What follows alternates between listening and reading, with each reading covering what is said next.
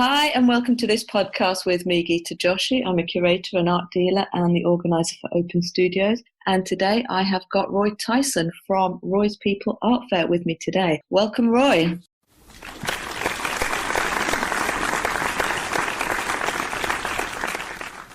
Hello, Geeta. Hey, it's great to have you on the show. Yeah. Thanks so much for coming on. Let's talk about your artwork first, because you're an artist who then sort of subsequently went on to create an art fair. But tell us about your work, because you've been doing that quite a while now. I've been a full-time artist for 5 years, and my work is all about miniature figures and creating these kind of miniature scenes and then putting them on the streets, really, and sort of taking photographs of them. It's got an imaginary kind of fantasy kind of aura to it, I suppose, but it's all actually kind of based around street art and sort of linking daily activities that we do, normal people do, shrinking them down into a miniature scene and then putting them on the street to link it with the kind of street urban-y kind of world and the kind of feel that I want to get to the photography. No, I think they're fab, actually. Yeah, I've seen quite a lot of them. And you were showing with Eleni as well, right, at Curious Duke? Yes, that's right. Yeah, she was actually, Eleni was one of the first galleries that I picked up 5 years ago.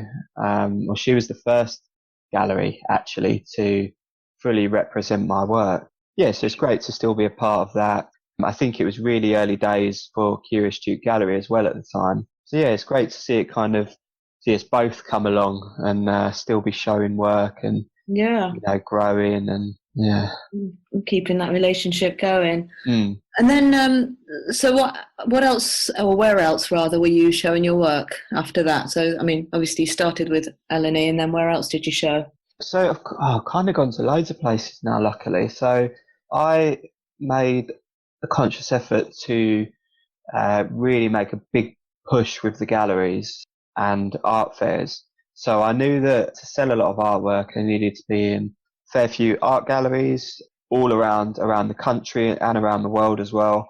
So I started reaching out to kind of New York, Singapore, Denmark, Germany. We just kind of really, really went for it to see what group exhibitions I could get into or where I could get representation.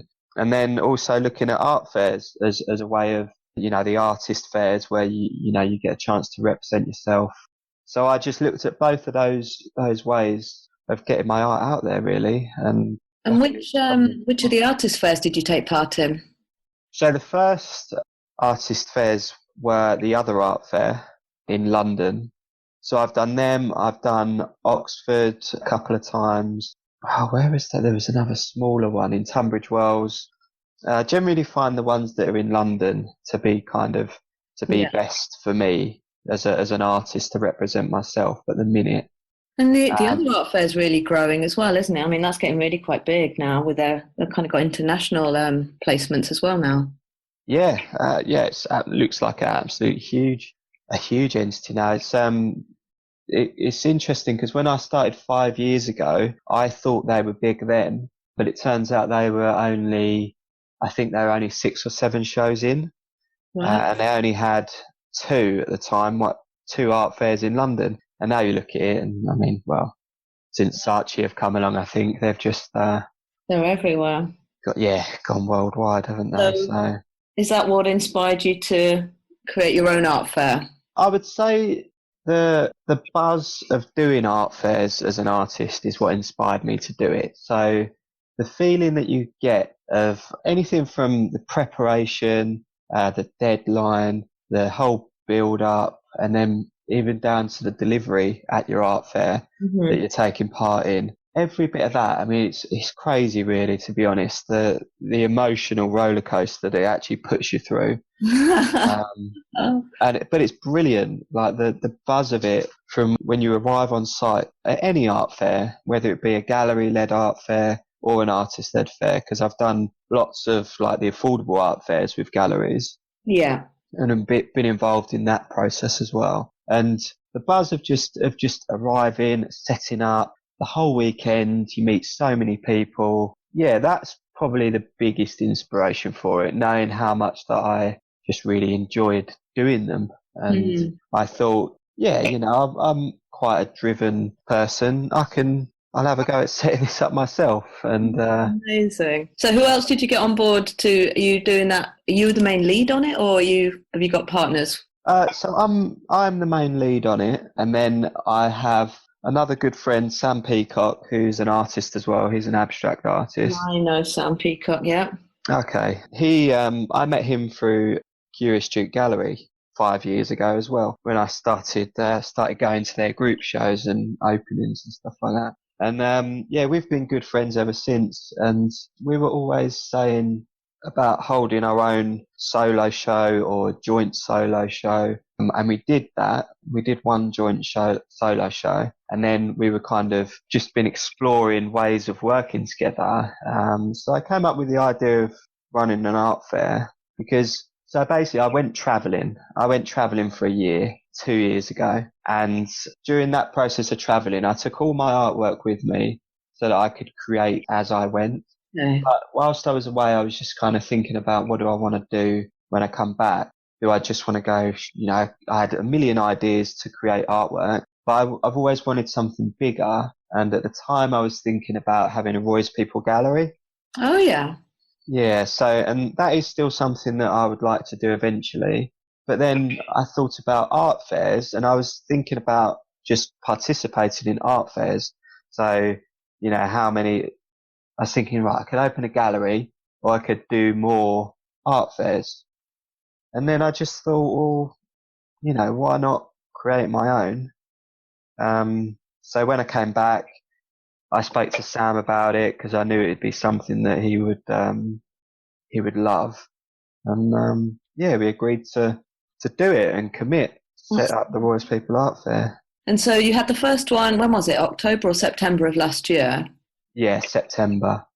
And so how long was that in preparation then before you had that first one? Oh, a long time. That took, so I can remember it now, when me and Sam sat in the pub and agreed over a beer that we would host the art fair, would do an art fair. That was August 2016. Right. So that's when the idea, we first said, right, okay, we're going to do this. And then I started having the website built. We started scouting for venues. And it wasn't until February 2017 that we were able to book the venue and go live with the website and start accepting applications. So by that time we were fully committed, because we'd done a lot of work to get the website up and running. Yeah. Just to get the processes kind of set up. Yeah, and then the first day we opened, we got 2 applications. Yeah, which kind of blew our minds a little bit. And but we were committed then.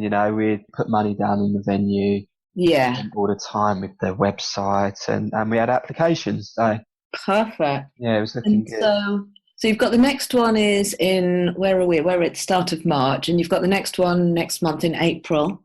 And you've got a different venue, so obviously you've learned quite a bit from that first one to, get a faster momentum on the second one. Yeah, so the first fair was a lot about, I think, as with anything that's new, was about keeping it small, keeping it manageable, and almost getting one under our belts in a way. We wanted to do a brilliant job of it. We didn't want to take on a big venue so that, it's just unmanageable. So it was a massive learning curve from, everything from finding the venue right through till the whole thing had finished. But yeah, that really set us up. So, because it was manageable as a small fair. Yeah. And it was a small art fair, in comparison to, a lot of the other ones out there. But it gave us a good foundation to push on to this one. And for this one, have you got more people on board for this one? Yeah, so we've got 84 artists taking part in this one, and we had 62 at our last one. And part of that, a big part of that is due to the increase in size of the venue, so that we can actually host more artists. So this time you're at the Barge House, right, behind the Oxo Tower? That's right, yeah. And that is a really big space, actually, isn't it? Mm. But that's great that you're able to really grow, so quickly as well. Yeah. I mean, I think what was encouraging for us was the artist backing, really, that they could see that it's artist run and it's the only artist run art fair. It's just us Yeah. running the thing, and we give a heck of a lot of support to the artists, because what we wanted to do was build an art fair that was focused heavily on making sure the artists got the most out of it. We do a whole load of support things in the build up to the fair to make sure that artists are ready, they understand it, they're learning from it, and that they can obviously then reuse stuff as they go through, with the next fair that they do, wherever that may be. Or So what sort of support do you provide there then, in terms of, what is that, just like the business side of it, I'm guessing, right? Um, so installation. yeah. I mean, we don't give advice on, how to create artwork, or we don't say to artists, do this, do that, or anything like that. But what we try to do is give them, especially new artists, a good understanding of sort of how to represent yourself, um, how to it's a million things really, but how to approach gallery, Yeah. how to sell directly to, or sell yourself in a way directly to the public. That's such an Um, important part of it, isn't it, actually? That sort of what the artist learns by self-representing, actually, just that communicating their idea in words, but actually doing it in person, because you're right, because in the business world, it might be called pitching or mm, whatever, but really it's just actually sort of building that trust and actually communicating the ideas around the work, learning about that customer or visitor, and yeah. sort of seeing how that lands. Do they understand what you're talking about? Because it's that confidence that lets them then take another step to get gallery representation or whatever it is that they're Mm. after. Yeah, absolutely. And what we found, or actually we knew this anyway, because where me and Sam are artists, we've got a lot of artist friends where we've built up over the years, through going to or doing art fairs. Obviously, everyone around you at an art fair is an artist. So you end up building a big network of artists and just as mates. Yeah. And what we knew was there's a lot of artists out there that are quite introvert, and also working as an artist is very, like, you're alone most of the time. Most artists are in their studio on their own, and it is a lonely way to work and make a living. So putting those two together, you take into account that, yes, artists are on their own and they like it when there's interaction, and they like meeting other artists. And then also when you take into account that some artists aren't great at talking to people, or are not confident to talk to people. So it's kind of, we want to sort of challenge that a little bit Yeah. and help them do that, really, because it is nerve wracking, and I get that completely. Mm. If you've got people coming by, and it is nerve wracking, you might get an artist that say, "Oh, I don't know at what point I should say hello," or, if someone's standing there, I don't know what to say to them, or something like Oh, that. I know. The tiny little things. Yeah. So we're able to say, have you thought about this? Or maybe just do this, and, it'll open up, a bit of conversation with someone. So yeah, they're a couple of massive things that are important to us and important to them. Yeah, sometimes it's not pointed out to, or it's not offered, that kind of support to artists all No, the time. you're right. And I think that, yeah, again, the experience of actually being there in person and meeting your customers, yeah, I can imagine that is quite nervy for people. I mean, it really depends. If they've ever sort of worked in retail or something, then they Mm. might feel a bit more confident. But I think it's when they're actually talking about their own work as well, that's Yeah, where they seem to sort of lose confidence often. They're sort of happy to talk about other people's. yeah, I think it's maybe a bit of a British thing as well, yeah, where we're all a bit shy to, celebrate ourselves, I guess. yeah. We're quite humble, aren't we? So, what's the submission process for the art for Roy's People Art Fair? So we've kind of kept the submission process really simple. So anyone can apply through the website, roycepeopleartfair.com, and we've got an apply page. So we tried to kind of make it as straightforward as possible, in the sense that all you have to do is go to the website, go to the apply page and enter in a few details. So all we need is sort of name, social media links, a website, and then we ask for 3 images. And then, is the fair curated? So do you select the artists that you will show? Yeah, absolutely. So we have a certain number of artists that have already applied. So say, for instance, this art fair coming up in April is sold out. So we're then generating a waiting list. So we're already looking to see how we can curate the next one. Right. With this one in particular, we had a head start where we had a waiting list. We were already able to work out the artists that we would like to be part of the fair. Yeah. And then, we're not able to cater for every artist. So we have a panel. There's 4 of us that look at the applications as we go and then offer space to the work that we think is best suited for the fair. And then do you show only 2D work, or is there some 3D as well in terms of like sculptural, fine art, ceramics? Yeah, 2D and 3D. I find that there's a lot less 3D work out there. Yeah. So, we've got 84, I think 80 of them are 2D artists. Wow. Okay.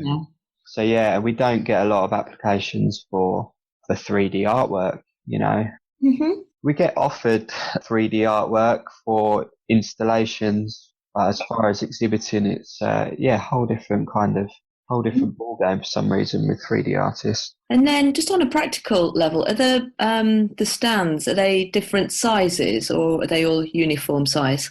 So we've got 3 different sizes. And at the moment we're doing it slightly differently to the conventional art fair layouts, in which we do it by meter. So for example, we've got 2, 3 and 4 meter wall spaces. Right. So we would sell a stand to an artist as a 2 meter wall space or a 3 meter or 4 meter wall space. Sometimes they can be configured slightly differently. They could be, around a corner or on a straight wall. But at the moment that's how we're doing it rather than the booth layout. I see. That's kind of venue dependent, really. So the venues that we're choosing, or we've chosen so far, the booth system doesn't quite work within them. So, but it is where we want to get to, really, because I think, from my experience, I think having your own booth at an art fair is the ideal, because you almost got your own small gallery. Yeah. You mean as in like a U shape, right? Yeah, absolutely. That formation, because then there's something about that, just that slightly more enclosed way of showing as well. Yeah. There's something quite nice about that, but that's cool. Yeah.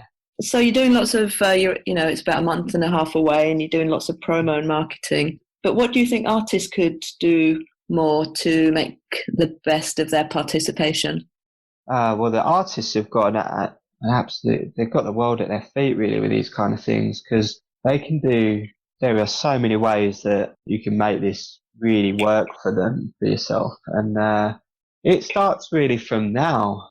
It starts from telling as many people about it as they can, promoting on social media. So we've done things where we've created social media banners for each artist. So each one is tailored to that artist's work. I see. So it's things like that where if all of our artists were shouting about the art fair and their involvement and using these banners, sending tickets out to their database or whatever, then straight away that's a massive start. And it's a big audience. Obviously, if you put 84 artists, even if they talk about it just here and there, it still reaches quite a big audience.